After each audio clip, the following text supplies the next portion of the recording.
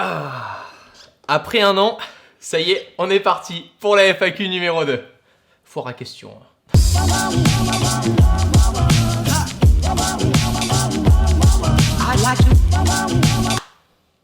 Karl, on débute avec toi mon pote, tu me demandes si je vais passer bientôt sur Montréal, le Québec, le Canada, tout ça, tout ça. Écoute, j'ai pu être ravi en tout cas d'avoir déjà pu aller à Vancouver chez mon pote Vodka Prod. J'avais fait 10 jours, c'était il y a déjà plus d'un an. J'ai adoré le Canada tout simplement, l'état d'esprit des gens, les rues, voilà, la façon d'y vivre puisque 10 jours ça suffit quand même pour savoir un peu et s'adapter. Donc avec grand plaisir, j'aimerais beaucoup revenir. Est-ce que j'en ai la possibilité ou pas ? À voir, quoi qu'il en soit, si j'en ai la possibilité, tu seras le premier prévenu, t'inquiète pas pour ça. On a Elliot qui me demande à quand une caméra RED parmi ton matos.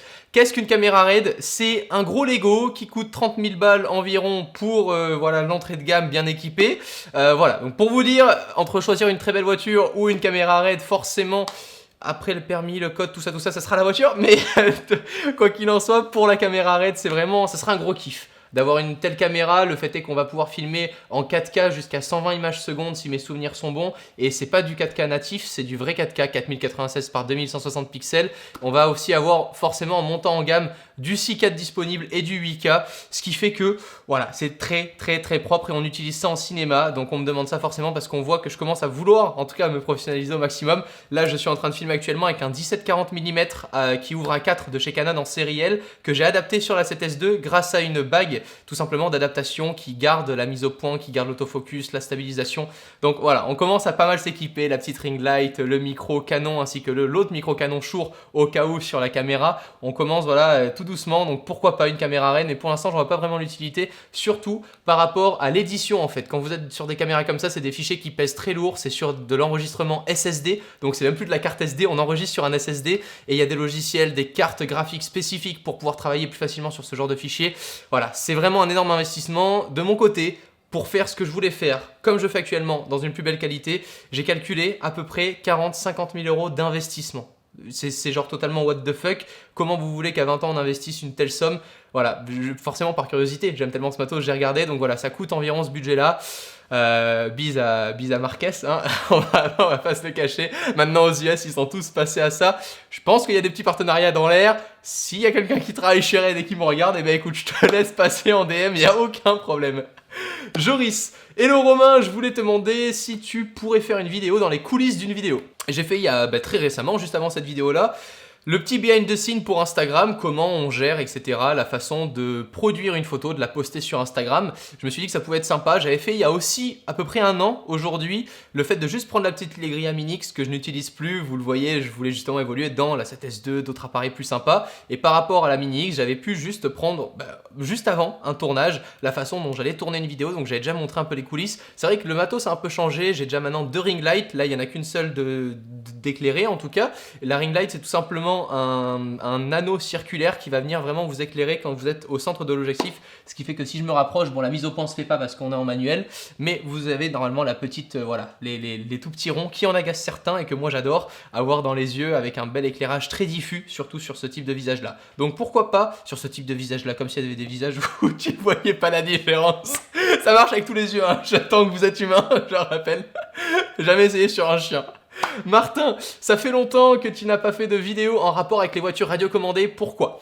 Gros passionné de modélisme, même si je suis plus du tout à jour, j'ai l'impression, vous savez, d'être un peu l'oncle qui a été passionné par un sujet que tu vas interroger un dimanche après-midi et que tu lui fais tout découvrir. Parce qu'aujourd'hui, quand je découvre un peu les machines qu'il peut y avoir et toutes les nouveautés au niveau du modélisme, c'est une vraie passion, c'est un boulot pour très peu de monde. Mais il y en a qui arrivent à être sponsorisés dans ce métier-là, dans ce milieu-là, c'est un sport, c'est considéré comme un sport.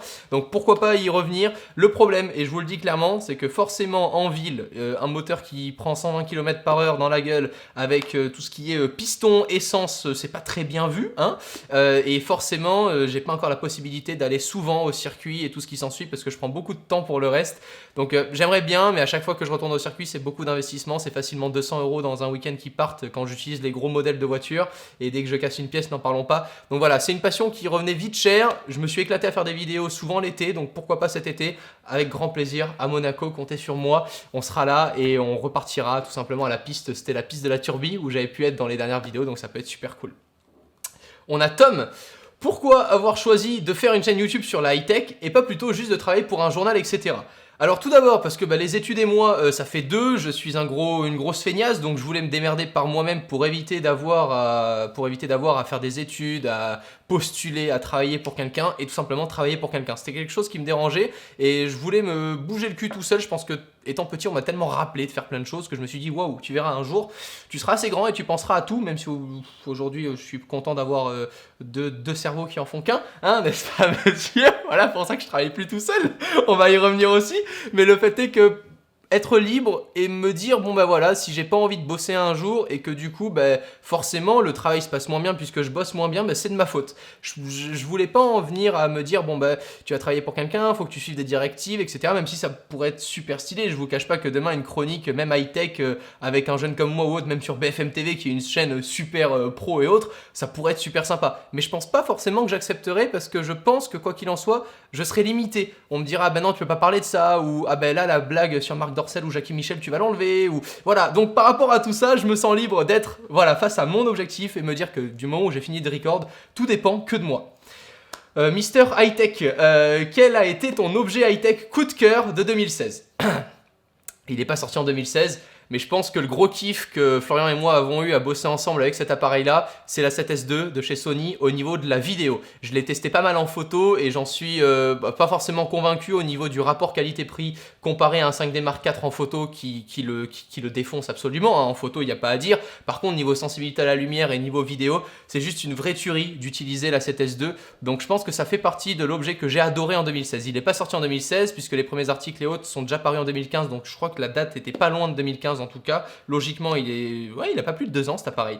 En tout cas, le fait est que ça a été l'objet que j'ai adoré découvrir cette année et travailler avec.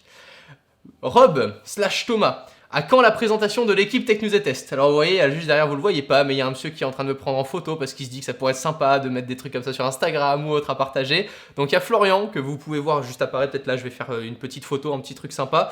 Florian qui travaille avec moi sur la partie idée, conception de vidéo, réalisation. Voilà, c'est un peu ma deuxième machine à idées. Quand j'ai une idée, je lui envoie l'idée, il me renvoie une autre idée et boum, ça fait match de ping-pong et que le meilleur gagne et on part sur une vidéo avec beaucoup plus d'infos, beaucoup plus de caractère si je puis dire, voilà, que simplement moi qui me dis ah tiens je vais parler de ça aujourd'hui, puis au final si j'en avais parlé autrement ou que j'avais parlé d'un truc en plus, la vidéo aurait été plus intéressante. Donc Florian met là-dessus et sur tous les effets. Là par exemple quand vous voyez les petits tweets arriver avec tout ce qui est After Effects, Adobe et tout ça, c'est Florian qui se charge de faire ça et moi je me charge ou en général de passer une demi-heure, une heure sur la fin du montage quand on a déjà fait tous les cuts, etc.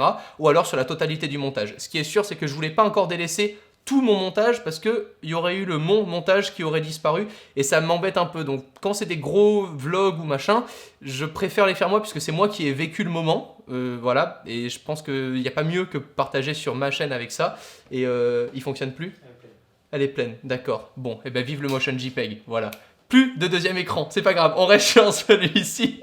C'est le problème, voilà, comme ça vous voyez le problème en direct avec Canon, c'est le fait que l'export soit en motion JPEG de la vidéo et du coup on a déjà rempli 32 Go en une seule fois à question. Donc voilà Rob pour ce qui est de l'équipe et elle est également composée, cette fois-ci je l'affiche ici, de mon pote Thomas qui bosse avec moi sur toute la partie modération. Donc c'est lui qui répond aux messages sur Facebook quand vous posez des questions sur des produits ou autres, il est passionné d'high-tech et je me suis dit qui de mieux qu'un mec passionné comme moi et qui me connaît depuis, je pense que c'est la première personne que j'ai rencontrée sur YouTube avec Léo aussi, Léo Duff et Thomas. Donc voilà, il se charge de toute la partie modération, la partie commentaire aussi parfois quand vous postez un commentaire. Et tiens d'ailleurs on va l'emmerder un petit peu sur cette vidéo là. Thomas, tu répondras à minimum 10 commentaires, voilà, en dessous et vous verrez le Thomas / le CM, c'est comme ça qu'on l'appelle. Voilà, donc c'est l'équipe, pour l'instant on est 3 et ça me va très bien parce que chacun a sa tâche et tout se passe très bien. Et sur le site internet, Thomas aide également à la modération, création d'articles, tout comme Florian. Le site internet qui vient d'être sorti, technewsandtest.com, vous pouvez écrire vous-même vos articles, on les lit et on les publie. Donc c'est vraiment ça qui est sympa, c'est qu'on travaille tous les 3 dessus. Il n'y en a aucun pour l'instant qui est chargé en tant que modérateur. Je voulais pas restreindre l'accès à une partie de l'équipe à qui ça aurait pu faire plaisir de temps en temps d'écrire un article ou autre. La bonne stratégie peut-être, écoute, j'allais regarder l'autre écran, du coup je peux plus. Quels vont être tes futurs achats en termes de matos?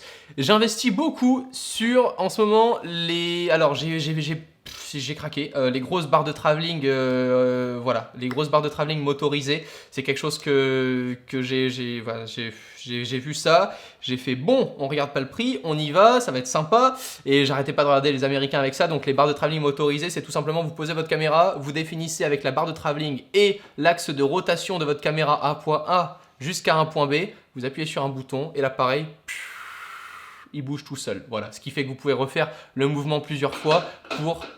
Merci beaucoup Florian. On sait que quand tu te lèves, c'est ça qui est bien aussi. C'est les aléas forcément d'une équipe, hein, qu'on peut pas, je suis pas tout seul, voilà, devant la caméra. Il va comment Hervé? Hervé est toujours là, j'ai du mal à m'occuper de son compte Twitter et tout ça parce que ça prend du temps, même si c'est qu'un bonhomme de neige fictif, ça prend du temps. Donc voilà, le petit bonhomme de neige Hervé qui nous avait rejoint durant toute la série de vidéos à Noël reviendra très vite, quoi qu'il en soit, minimum, maximum plutôt Noël prochain, c'est promis. Et avant, si on trouve un petit rôle sympa à lui faire. Extreme Prod, quels sont tes projets de voyage pour cette année? Beaucoup de projets. Alors voyage, je sais pas forcément si c'est voyage ou si c'est simplement découverte ou... Ce qui est sûr, c'est que je ressens au fur et à mesure le besoin de bouger et j'adore filmer quand c'est pas forcément ici dans le studio. Donc ce que j'aime bien, c'est de me dire, bon bah pourquoi pas, j'avais pu faire des tutos par exemple quand j'étais à l'île Maurice, j'avais fait un tuto où j'avais pu tout simplement parler des différentes photos, différents types de photos à pouvoir produire et je vous expliquais un peu ça.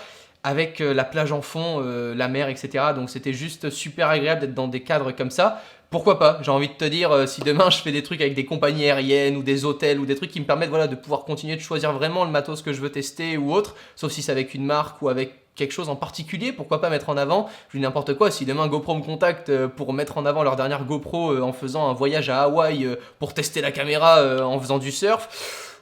Oui, hein, voilà, on va pas se mentir, comme dirait l'autre. Lanidico, combien de caméras as-tu? Caméra A7S2, caméra donc du coup, plus appareil photo 5D Mark IV, le GH4 aussi de Panasonic, qu'on utilise pas mal et qu'a Florian, pour toutes ses prods, etc. Donc c'est aussi sympa de pouvoir utiliser ce genre de matos-là. Donc on a 3 caméras avec lesquelles on tourne, et la Sony AX1, la Titine, comme on l'appelle sur Snapchat, pour ceux qui suivent le compte Snapchat.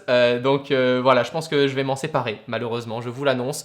Je suis en train de chercher un acheteur à voir, voilà, pourquoi pas, je le dis comme ça en vidéo, je pense pas contacter un abonné ou spécifiquement pour acheter quoi que ce soit, mais je pense m'en séparer parce que j'ai investi du coup dans les différentes bagues d'adaptation, les objectifs et autres pour Sony, et je me dis pourquoi pas si je m'en sers moins.